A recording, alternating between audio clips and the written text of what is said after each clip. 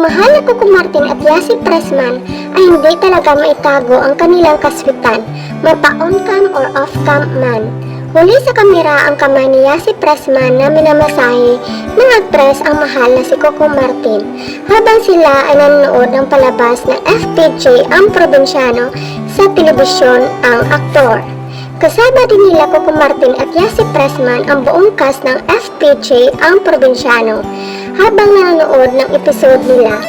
Kahit anong iwas ni na Coco Martin at Yassi Pressman ay hindi nila matatanggi ang pagmamahala nila sa isa't isa. Sa daming dumaan sa buhay ni Coco Martin, dito mo lang makikita kay Yassi Pressman ang hinahanap niya sa isang babae. Hindi kayang magsinungaling ang kilos at galaw nila. May kasabihan nga, action speaks louder than words. Ayon naman sa isang showbiz insider, talagang umaapaw ang pagmamahal ni Coco Martin sa mahal niyang si Yassi Pressman. Makikita sa kanilang mga mata ang pagmamahala nilang dalawa. Gayunpaman, ayon sa mga fans, napakabait ng puso ni Yassi Pressman, kaya minahal siya ng aktor-direktor na si Coco Martin. Kaya naman hiling ng Coco Yes fans na mauwi na sa kasalan ang kanilang relasyon.